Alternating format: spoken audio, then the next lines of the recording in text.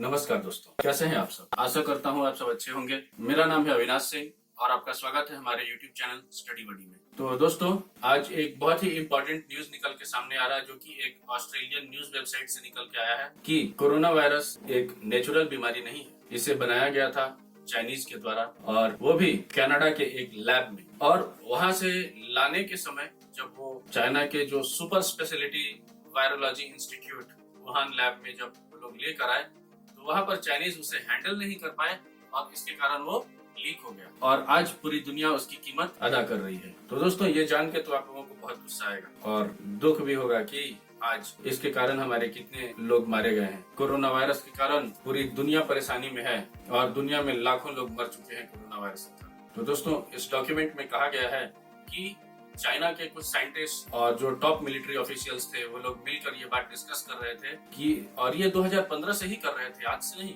ये तो कहिए कि 2019 में लीक हुआ, पर इसका डिस्कशन 2015 से ही चल रहा था। और उसमें उन्होंने डिस्कस किया था कि किस तरह से कोरोना वायरस को एक जेनेटिक बायो वेपन की तरह यूज किया जा सकता है। और यही नहीं, इससे उन्हें थर्ड वर्ल्ड वॉर में एक एडेड एडवांटेज मिलेगा। और उनका ये भी कहना था कि आज के बाद से जो थर्ड वर्ल्ड वॉर होगा, उसमें बायो वेपन्स का वो यूज करेंगे, और वो भी इसलिए कि कोई भी उनके ऊपर उंगली नहीं उठा पाए।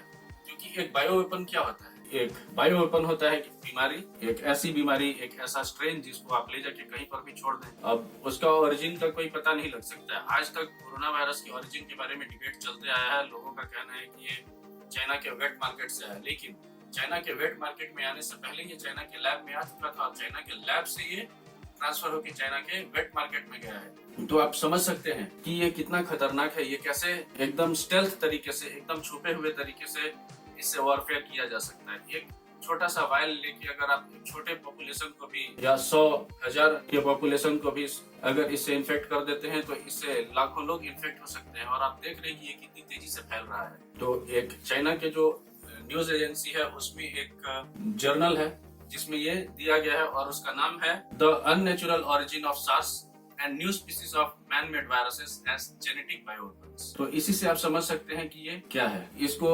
डेलिबरेटली, जानबूझ के एक बायोवेपन के रूप में बनाया गया था। और सिर्फ यही नहीं, चाइना का ये जो वुहान लैब है, ये दुनिया के सबसे डेंजरस वायरसेस को अपने पास रखता है और उनका मिलिट्री उपयोग पर रिसर्च करता है। तो चाइना का ये जो वुहान लैब है, ये दुनिया के सबसे खतरनाक वायरसेस, बैक्टीरिया, बीमारियों को अपने पास रखता है अपने लैब में, और उनके ऊपर रिसर्च करता है। और ये हम उससे पता लगाने की कोशिश करता है कि किस तरह से इसको एक बायो वेपन की तरह यूज किया जा सकता है, दूसरे देशों के खिलाफ हथियार के रूप में इसको इस्तेमाल किया जा सकता है। ली मेंग जान, ये नाम याद रखिएगा, एक चाइनीज ऑप्थेल्मोलॉजिस्ट है ये, और इनका भी यही कहना है। इन्होंने सबसे पहले इसको ट्रांसलेट किया था, जो डॉक्यूमेंट रिलीज हुआ था, और इन्होंने न्यूज में इस बात को रखा था। लेकिन जैसा कि आप लोगों को पता है कि जितने भी चाइनीज डॉक्टर्स ने कोरोना वायरस के बारे में इसकी सच्चाई को पता लगाने की कोशिश की है, वो सारे या तो गायब हो चुके हैं या मारे जा चुके हैं। और चाइना इसको बहुत ही शातिर तरीके से छुपाने की कोशिश कर रहा है। अगर इसमें कुछ छुपाने का बात नहीं था, तो चाइना ने दूसरे देशों को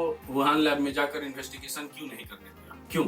इसका कारण तो एक यही हो सकता है कि चाइना के पास इसके छुपाने के लिए जरूर कुछ न कुछ था, जिसके कारण उसने दूसरे देशों को इन्वेस्टिगेशन के लिए अलाउ नहीं किया। मैं आप लोगों को ली मेंग जान का एक ट्वीट शेयर करता हूं, जिसमें आप देख सकते हैं कि किस तरह से उसे ट्रांसलेट करके उनके द्वारा एकदम क्लियरली बताया गया है कि ये एक बायो वेपन था। और उसके साथ ही मैं आप लोगों के साथ ऑस्ट्रेलिया की भी सैरी मार्क्सन का भी एक ट्वीट शेयर करूंगा, जिसे आप देखकर समझ सकते हैं कि ये इन्होंने, चाइनीज लोगों ने ये क्या किया था, चाइनीज मिलिट्री ने क्या किया था। और इस बात का पता सबको था, ऐसा नहीं है कि ये बात छुपाया गया तो किसी को नहीं पता था। यहाँ तक कि अभी कुछ दिन पहले ही ब्राजील के प्रेसिडेंट जायर बोल्सोनारो ने भी ये बात कही थी कि कोरोना वायरस एक बायो वेपन है। ये कोई बीमारी नहीं, नेचुरली अकरिंग बीमारी नहीं है, ये प्राकृतिक तरीके से आया हुआ बीमारी नहीं है, इसे बनाया गया है।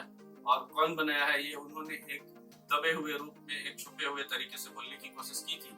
उन्होंने ये भी कहा कि देखिए, जब से कोरोना वायरस आया है, किस देश का जीडीपी सबसे ज्यादा ग्रो किया है। और ये बात भी सच है कि चाइना का जीडीपी ही ग्रो किया है जब से कोरोना वायरस आया तब से, और बाकी देशों की जीडीपी हमेशा से नीचे की तरफ जाते रहा है। तो आप इससे समझ सकते हैं कि ये डिबेट किस तरफ जा रहा है, और इसमें चाइना किस तरह से इन्वॉल्व है।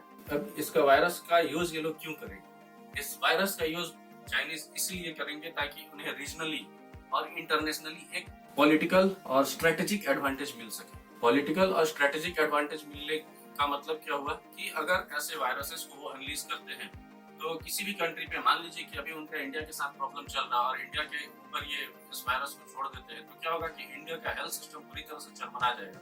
और आप देख ही रहे कि अभी किस तरह का सिचुएशन है।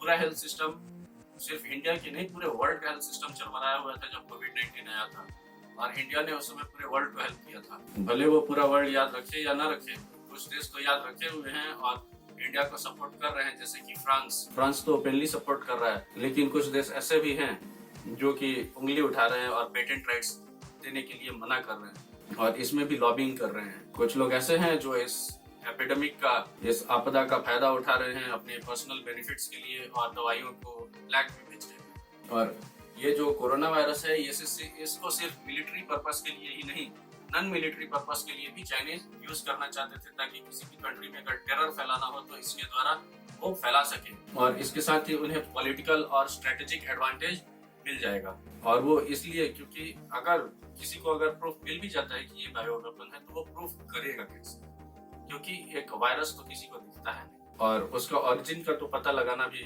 मुश्किल है, बहुत मुश्किल है। तो इस तरह से अगर आप किसी के अगेंस्ट बायो वेपन का यूज करते हैं तो नॉर्मली क्या होगा, आप उसको डिनाई कर सकते हैं कि जी हमने किया ही नहीं। तो ये था चाइना की कारस्तानी के बारे में जो आज हम लोगों ने डिस्कस किया और आज के लिए हम लोग ये लेक्चर यही समाप्त करते हैं। हमारे चैनल को लाइक, शेयर और सब्सक्राइब कर दीजिए। मिलेंगे अगले लेक्चर में, तब तक के लिए stay happy, stay safe and keep watching study Verde. Thank you for watching.